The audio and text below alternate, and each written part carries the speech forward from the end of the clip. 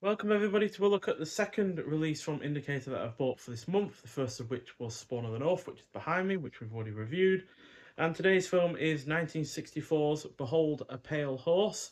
So this is directed by Fred Zinnemann, who also directed the likes of High Noon and The Day of the Jackal, which were both really rather fantastic films. And he also did From Here to Eternity, which is also pretty damn good.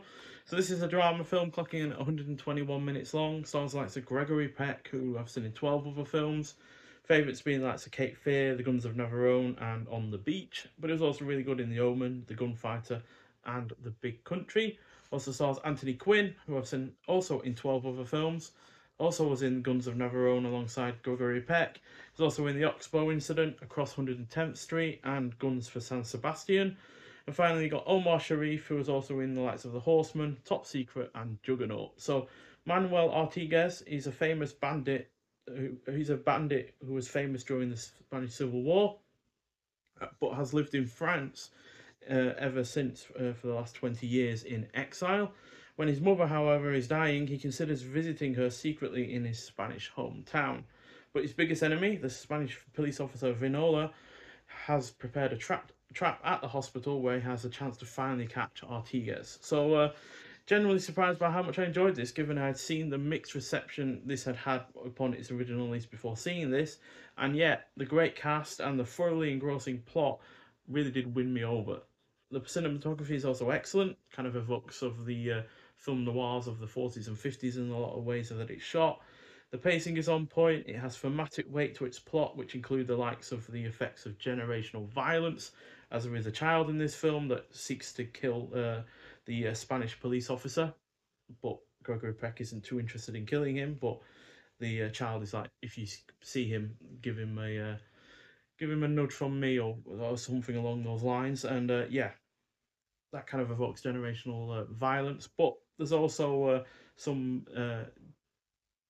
deconstruction of masculinity, because Gregory Peck's character is coming across like a coward, like he doesn't ever want to see his mother, even though she's dying, just because he's afraid that he'll get caught or he'll get killed. So yeah, there's kind of some deconstruction of masculinity there as well. The score is also well done by Maurice Jarre, and the script is also solid on top of all of that. So yeah, really, really surprising to be honest. Like I said, the mixed reception at the time, and it's only got a 3.5 out of 5 on Letterboxd, for instance. So we assumed that this was going to be decent enough, but maybe not even as good as Spawn of the North, which I gave 4 out of 5. But this gets a 4.5 out of 5 from me, as far as I'm concerned. As yeah, it's a truly, truly engrossing and film that has a great deal of attention to it as well, especially towards the build up of its finale.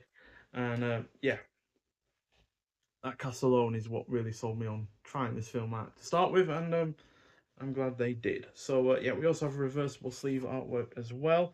I believe this is the original artwork for the film.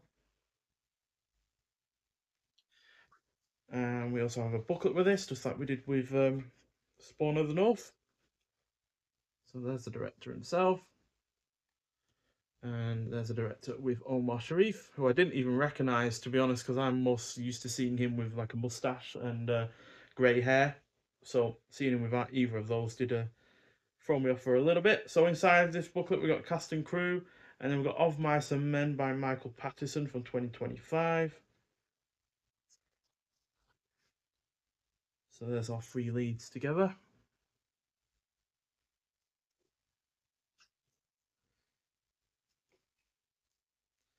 And then we've also, oh, it's quite a long write up, that one, to be fair. And then we've got From Page to Screen, Killing a Mouse on Sunday, and Behold a Pale Horse. So Behold a Pale Horse is apparently the unique in terms of cinema history.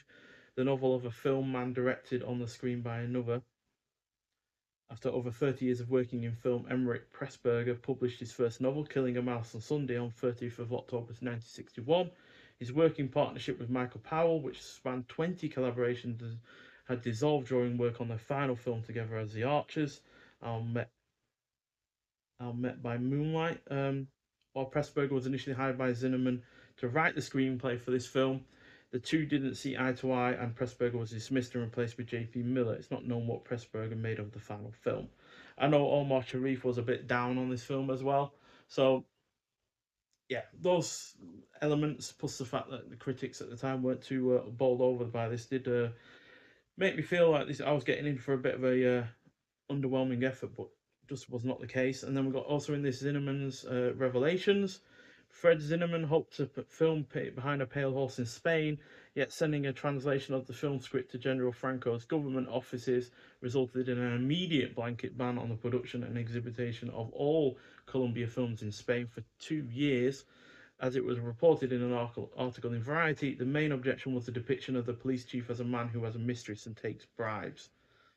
So they don't have an issue with him, killing people or anything like that. They just had an issue with the fact that he took bribes and had a mistress. So yeah, which kind of just shows their priorities, to be honest. And then we've got the critical response. So critics welcomed Zinnemann's return to filmmaking, emphasising the 4 years that have passed since 1960's The Sundowners, as James Powers wrote in The Hollywood Reporter.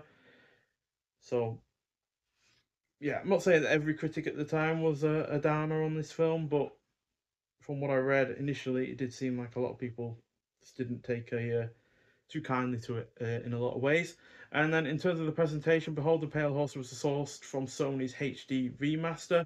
The film's original mono soundtrack was remastered at the same time, so that's the same with Spawn of the North in that regard. And then on the disc itself, we've got The Pain of Exile from 2025, clocking in at 16 minutes long. So, an academic and film historian, Caitlin McDonald, discusses the film's production and the involvement of filmmaker turned novelist Emeric Pressburger, who we've already talked about. I've not seen too many of the Pressburger and Powell films. I think I've only seen one or two. So, yeah, that's a bit of a hole in my watching cinematic watching or viewing that I've seen so far. Then we've got the Guardian interview with Omar Sharif from 1984. That clocks in at 77 minutes long. So that's an archival audio recording of the great actor in conversation with Quentin Falk at the National Film Theatre in London. We've also got the original theatrical trailer, image gallery, and new and improved English subtitles of The Deaf and Hard of Hearing. And this is a UK premiere on Blu-ray, and this limited edition is limited to only 3,000 copies in the UK as well. So, like with Spawn of the North, it's probably had a release somewhere else in the world, but it's not had a release over here in the UK as of now. So, yeah, but I really enjoyed this film, highly, highly enjoyable, and yeah, really engrossing, excellent cast, just really got good amount of attention to it, good build up of the characters as well. So yeah, no real issues at all with this. To be honest, I can't really see why it was so yeah so badly received back at the time. To be honest, I guess you could say pacing wise, it's not the most urgent film in the world. It does take its time, but I feel like that's to its benefit, quite frankly, because therefore you get involved with the characters, you get involved with the reasons why they're doing what they're doing, and yeah, also lets the themes come to the fore as well. So yeah, I'm not fussed about the pacing being as slow as it or as slow as it is perceived to be, and those 2 hours just quite frankly flew by for me. So yeah, but nonetheless, if you have seen this film before, I'd like to hear your thoughts on it. But thank you for watching, and I'll see you in the next one. Bye.